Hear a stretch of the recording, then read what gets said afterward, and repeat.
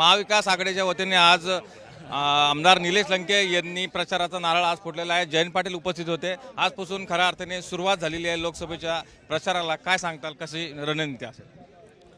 आजपासून लोकसभेच्या निवडणुकीला सुरुवात झालेली नाही। ही स्वाभिमान जनसंवाद यात्राचा शुभारंभ आहे।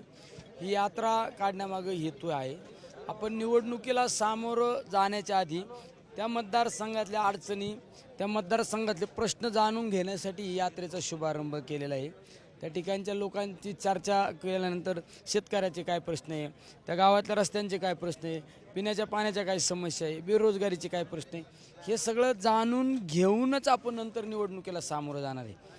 महायुतीचं काही आव्हान वाटतं का तुम्हाला आता या निवडणुकीमध्ये? कारण समोर बलाढ्य उमेदवार आहे, विद्यमान खासदार आहेत, भाजप पक्ष आहे, 400 पारचा नारा दिलेला आहे। काय कसं बघतं? कुठल्या गोष्टीचं आव्हान नसतं आणि कुठल्या गोष्टीचं आव्हान मानायचं पण नसतं। शेवट राजकारण, निवडणूक हा खेळ आहे, तो आनंदाने खेळवायचा असतो, खेळायचा असतो। आणि सर्वसामान्य लोकांना, हे शेतकरी असो, सर्वसामान्य तरुण लोक असो, या लोकांना बरोबर घेऊन खेळायचा असतो। त्यामुळे आव्हान बिव्हान काय नसतं। हे जनतेने ठरवलं ना तर कुठली गोष्ट अवघड नसते। शेवट जनतेने ठरवलं पाहिजे। एकीकडं तुम्ही जर आता भाषणातनं वेळोवेळी सांगता की तुम्हाला वैयक्तिक त्रास दिला गेला, कार्यकर्त्यांना त्रास दिला गेला, 5 वर्षांमध्ये विकास नाही तर कार्यकर्त्यांना त्रास देण्याचं काम चालू झालं। रोडसाठी सुद्धा तुम्हाला उपोषण करावं लागलं, नगर मनमाड रोडचा असेल, पाथर्डी रोड असेल, विकास कामं झालीच नाही का 5 वर्षात? कुठं काय झालं सांगा ना। फक्त एका बाजूला सांगितलं जातं की आम्ही विकास केला, आम्ही नगरचा उड्डाणपूल केला।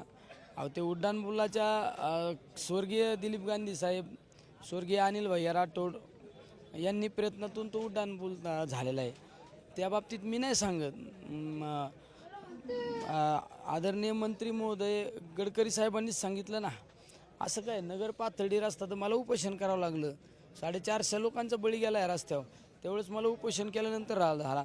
नगर मनमाड रस्त्याच्या बाबतीत सुद्धा मला संबंधित अधिकाऱ्यांनी मला सांगितलं होतं की आम्ही रस्त्याचं काम करू, नाही झालं। नगर मनमाड रस्ता तर त्यांच्या घराकडे जाणारा रस्ता आहे ना, शिर्डीकडे जाणारा रस्ता आहे। शिर्डी हे देवस्थान आहे, देशातलं 1 नंबरचं देवस्थान म्हणून ते देवस्थानकडे पाहतो। तो रस्ताच करता नाही आला तर बाकी काय? तिकडे साखळाईची योजना पहा तुम्ही।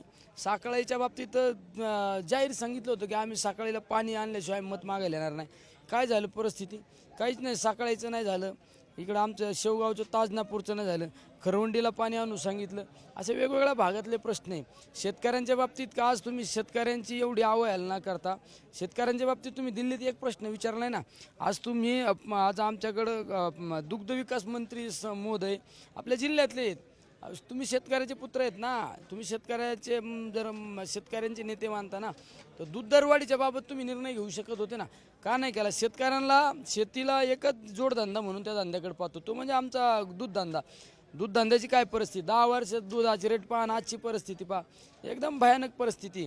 कांद्याचा असो, कापसाचा असो, कुठल्या पिकाचा असो, अख्खा त्या मालाच्या त्याचा जर विचार केला, पार त्याचं सगळं औषध असो, बियाणं असो, सगळं मजुरी काढलं तर तोट्यात शेती ना।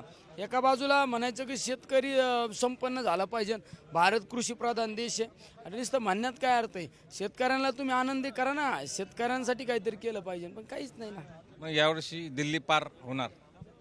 दिल्ली पार होणार म्हणजे मी नाही ठरवलं, या जनतेने ठरवलंय सगळ्यांनी। धन्यवाद, घेऊन जात असतो दिल्लीला। धन्यवाद।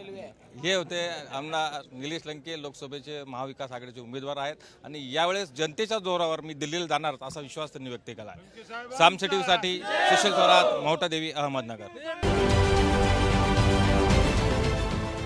देश विदेशातील प्रत्येक घडामोडींचे लाईव्ह अपडेट मिळवण्यासाठी आता साम टीव्हीच्या सर्व सोशल मीडिया प्लॅटफॉर्मला लाईक, फॉलो आणि सबस्क्राईब करा।